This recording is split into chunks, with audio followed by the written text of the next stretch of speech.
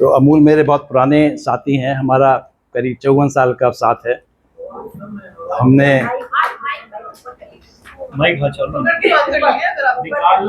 अब आ रही है आवाज़।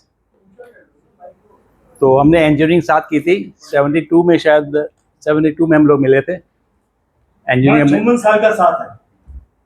हमने साथ की थी। उसके बाद अपने अपने काम में चले गए थे। 95 में हम लोग दोबारा मिले, तो हमने एक साथ बिजनेस शुरू किया था और तभी इन्होंने मुझे इस साधना के बारे में बताया। हमारी काफ़ी डिस्कशन हुई इसके बारे में। फिर मेरे दिमाग में बैठ गया कि हाँ, नहीं, बात तो सही है। मेरे को कोई बीमारी नहीं थी, मैं शुरू से स्पोर्ट्समैन रहा हूँ, बहुत एक्टिव रहा हूँ, कोई बीमारी नहीं थी और अभी भी कोई नहीं है। शायद इसी वजह से कोई दवाई नहीं खाता मैं और स्वस्थ हूँ। लेकिन मैं एक एक्सपीरियंस सुनाना चाहता हूँ। मेरा कार एक्सीडेंट हुआ था, एक गाड़ी ने मुझे सामने से मार दिया था।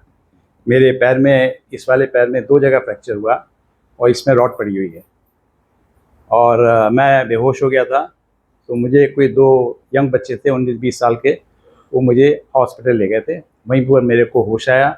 उन्होंने मुझे मेरा मोबाइल दिया, मेरा लैपटॉप दिया और कहा आप संपर्क कर लीजिए अपने घर वालों से। तो मैंने इनको संपर्क किया, सब लोग आए। जो गाड़ी थी वो उसमें 2 लड़कियां थी और एक लड़की वो गाड़ी चला रही थी।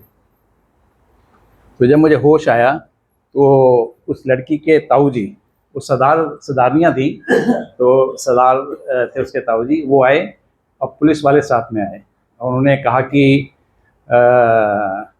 इनको क्या करें। मेरा ये भांजा है, वो बहुत हाइपर है। वो बोला जी इनको छोड़ना नहीं है, मैं ये करूँगा, मैं वो करूँगा, मैं वो करूँगा।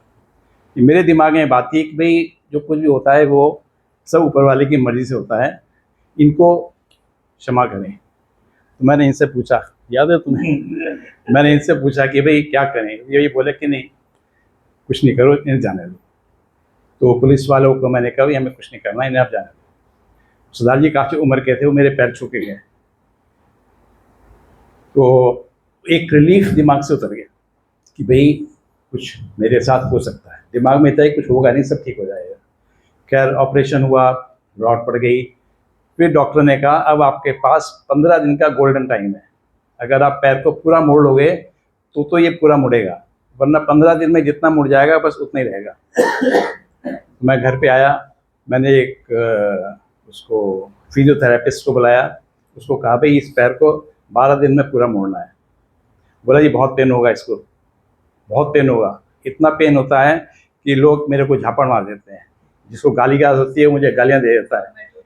लेकिन मैं ये सोच करके कि ये मुझे गालियाँ दे रहा है, इसके दिल से गुबार नहीं कर रहे हैं, सोच कर सुन के चुप रहता हूँ। तो बोला इस बात में आप तैयार हो जाइए। मैंने कहा ठीक है। उसने मेरा पैर रोज रोज मोड़ना शुरू किया। दर्द तो होता था, लेकिन जितना उसने बताया था उतना मेरे को दर्द नहीं हुआ। और उस दौरान भी मैं इसी पद्धति में चलता रहा। मैंने कोई खाने में चेंज नहीं किया, वही फास्टिंग, वही खाना, सब कुछ वही। और 12 दिन के बाद बोला जी आपके अंदर पेन सहने की बहुत ज़बरदस्त क्षमता है। मैंने कहा मेरे को दर्द ही नहीं हुआ है, जितना आप बता रहे हैं इतना दर्द ही नहीं हुआ। तो ये सब इस साधना का चमत्कार है।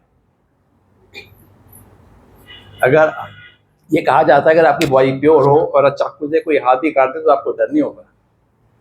बॉडी में प्योरिटी के हिसाब से आपकी बॉडी चलती है। ये जानवर वगैरह होते हैं, इनके हाथ पैर कट जाते हैं, कोई रोते भी लगते थोड़ी हैं, ठीक हो जाते हैं थोड़ा 15-20 दिन के अंदर। ऐसे ही हमारी बॉडी भी ठीक हो जानी चाहिए अगर हमारी बॉडी प्योर है, हमारी बॉडी के अंदर विकार नहीं है।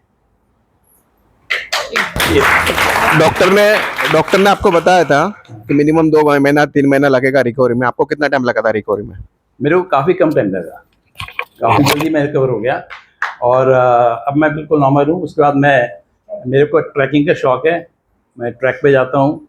एक ट्रैक पे तो मैं इनके साथ भी गया था, आदि कैलाश हम लोग ट्रैक पे गए थे, तो 18,000 फुट पे उस तक चढ़ के गए हम। रॉड होने के बाद अभी 4-5 दिन पहले हम उसकी गोवर्धन की परिक्रमा करके आए नंगे पैर 21 किलोमीटर 7 घंटे में।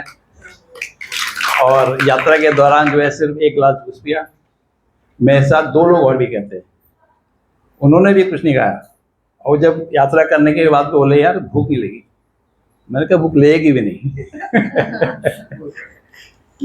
तो आपका नाम एक बार बता देना और नंबर बताना चाहे तो नंबर। हाँ, संजीव कुमार अग्रवाल 9312933633।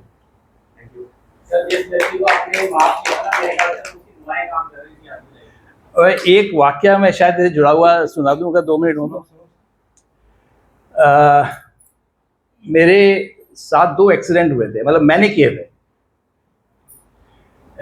एक बार मैं गाड़ी में जा रहा था, हालांकि मैं अपनी गलती नहीं मानता उस बारे में कि मैं गाड़ी जा रहा था, तो एक इधर से बच्चा भागते हुआ आया और मेरी गाड़ी से टकरा गया। अब ये डर तो रहता है कि भी लोग इकट्ठे हो जाएंगे, मारपीट हो जाएगी। तो मैंने गाड़ी स्लो करके पीछे देखा तो लड़का उठ करके चला गया, तो मैं भी चला गया। कुछ 2-3 साल बाद एक ऐसा ही एक्सीडेंट दोबारा हुआ, वहाँ भी मैं नहीं रुका, बस ये देखा कि लड़का जो है उठ करके चला गया।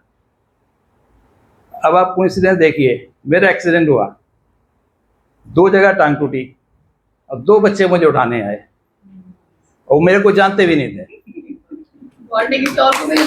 और मुझे उठा करके एम्स के ट्रॉमा सेंटर ले गए, जो कि सबसे उपयुक्त जगह थी।